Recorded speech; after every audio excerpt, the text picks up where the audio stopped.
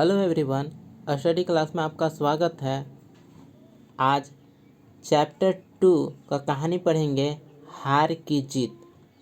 ये Jharkhand board class 6 Hindi भाषा मंजरी का है। पार्ट 2 चैप्टर 2 हार की जीत। कहानी है, माँ को अपने बेटे और किसान को अपने ललहाते खेत देखकर जो आनंद आता है, वही आनंद बाबा भारती को अपना घोड़ा देखकर आता था।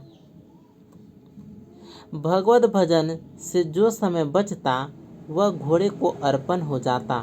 वह घोड़ा बड़ा सुंदर था, बड़ा बलवान। उसके जोड़ का घोड़ा सारे इलाके में न था।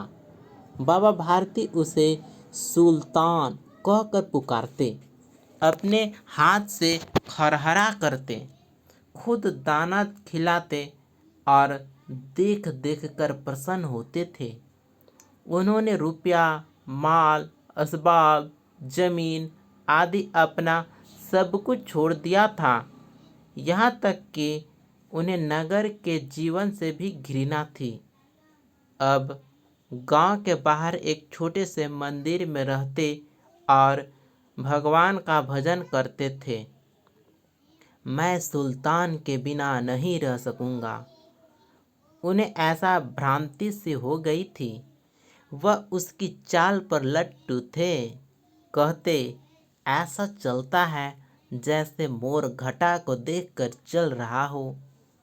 जब तक संध्या समय सुल्तान पर चढ़कर 8-10 मील का चक्कर न लगा लेते, उन्हें चैन न आता। खड़ग सिंह उस इलाके का कुख्यात डाकू था। लोग उसका नाम सुनकर कांपते थे। होते होते सुल्तान की कीर्ति उसके कानों तक भी पहुंची। उसका हृदय उसे देखने के लिए अधीर हो उठा। वह एक दिन दोपहर के समय बाबा भारती के पास पहुंचा और नमस्कार करके बैठ गया। बाबा भारती ने पूछा, खड़ग सिंह, क्या हाल है? खड़ग सिंह ने सिर झुकाकर उत्तर दिया, आपकी दया है। कहो, इधर कैसे आ गए? सुल्तान की चाह खींच लाई। विचित्र जानवर है, देखोगे तो प्रसन्न हो जाओगे। मैंने भी बड़ी प्रशंसा सुनी है। उसकी चाल तुम्हारा मन मोह लेगा। कहते हैं देखने में भी बड़ा सुंदर है। क्या कहना, जो उसे एक बार देख लेता है, उसके हृदय पर उसकी छवि अंकित हो जाती है। बहुत दिनों से अभिलाषा थी, आज उपस्थित हो सका हूँ। बाबा भारती और खड़ग सिंह अस्तबल में पहुँचे। बाबा ने घोड़ा दिखाया घमंड से। खड़ग सिंह ने घोड़ा देखा आश्चर्य से। उसने सहस्त्रों घोड़े देखे थे, परंतु ऐसा बांका घोड़ा उसकी आंखों से कभी न गुजरा था। सोचने लगा, भाग्य की बात है, ऐसा घोड़ा खड़ग सिंह के पास होना चाहिए था। इस साधु को ऐसी चीज़ों से क्या लाभ? कुछ देर तक आश्चर्य से चुपचाप खड़ा रहा। इसके पश्चात उसके हृदय में हलचल होने लगी। बालकों की सी अधीरता से बोला, परंतु बाबा जी, इसकी चाल न देखी तो क्या? बाबा जी भी मनुष्य ही थे। अपनी वस्तु की प्रशंसा दूसरों के मुख से सुनने के लिए उनका हृदय अधीर हो गया। घोड़े को खोलकर बाहर ले गए।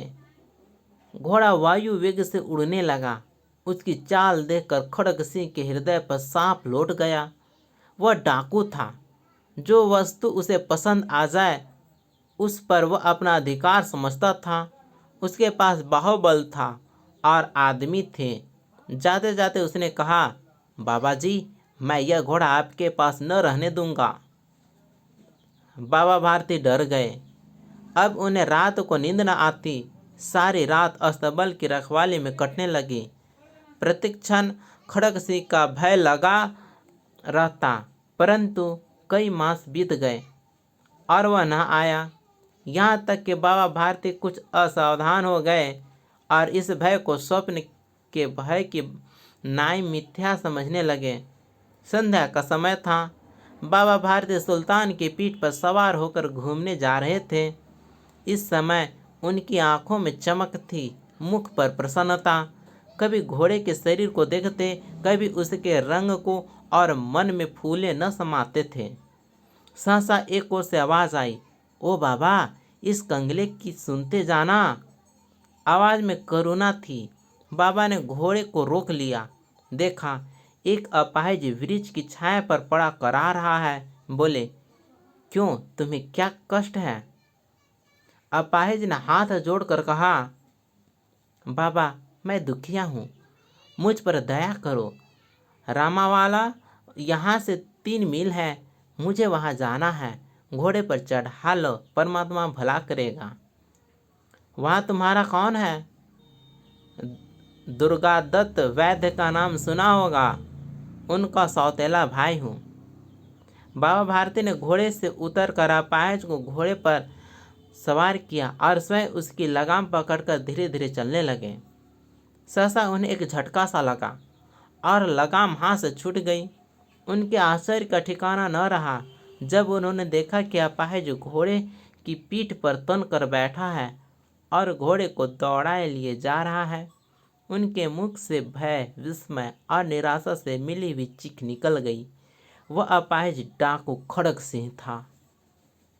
बाबा भारती कुछ देर तो चुप रहे और इसके पश्चात कुछ निश्चय कर पूरे बल से चिल्लाकर बोले, जरा ठहर जाओ। खड़ग सिंह ने आवाज सुनकर घोड़ा रोक लिया और उसकी गर्दन पर प्यार से हाथ फेरते हुए कहा, बाबा जी, ये घोड़ा अब न दूंगा,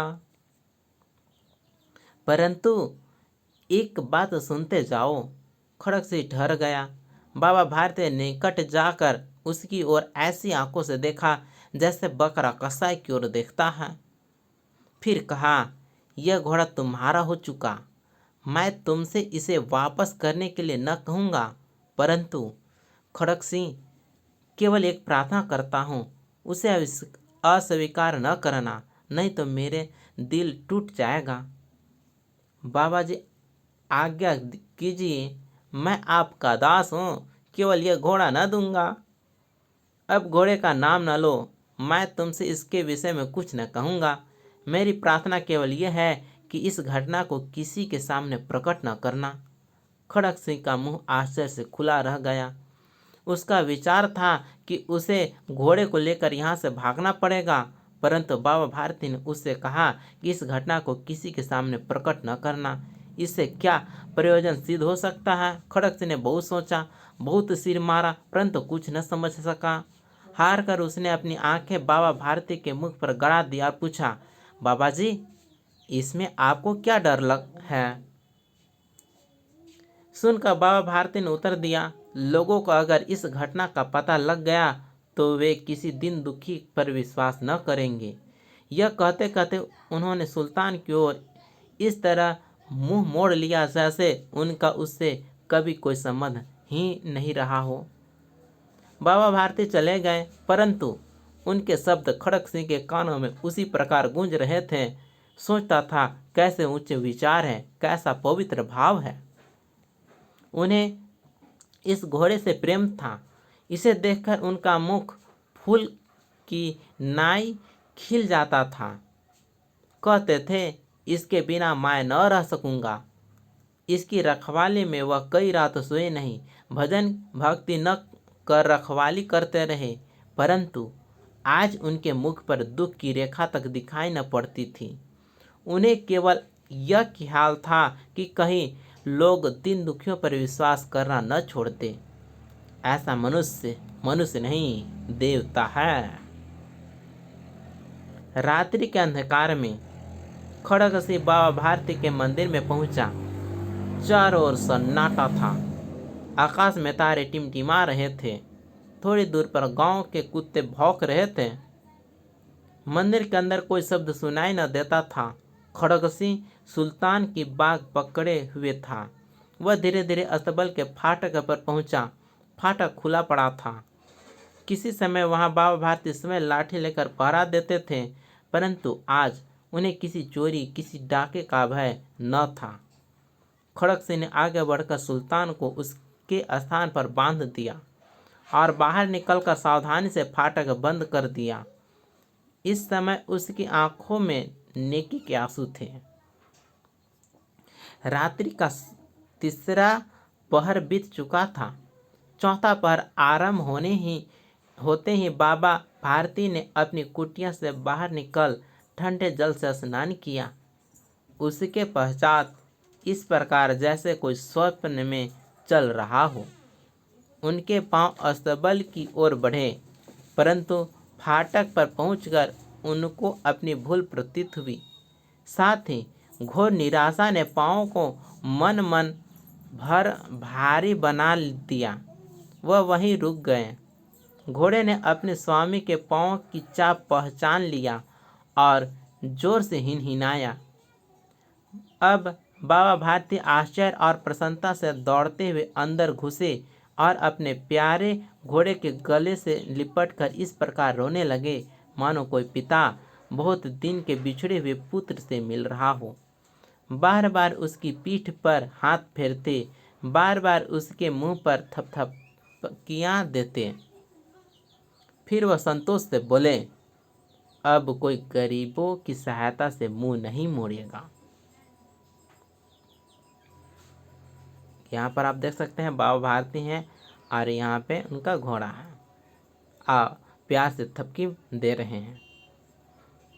थोड़ी देर बाद जब अस्तबल से बाहर निकले तो उनकी आंखों से आंसू बह रहे थे। ये आंसू उसी भूमि पर ठीक उसी जगह पर गिर रहे थे जहां बाहर निकलने के बाद खड़ग सिंह खड़ा होकर रोया था। दोनों के आंसू का उसी भूमि की मिट्टी पर परस्पर मिलाप हो गया। यह भलाई की बुराई पर जीत की कहानी है। एक बुरे आदमी के हृदय में भी अच्छाई छिपी रहती है, जो प्रेरणा पाकर उसका हृदय परिवर्तन कर देता है। बाबा भारती द्वारा कहे गए वाक्य से डाकू खड़ग सिंह आंदोलित हो उठता है और उसका मन परिवर्तित हो जाता है। बाबा भारती हार कर भी जीत जाते हैं और डाकू खड़ग सिंह जीत कर भी हार जाता है।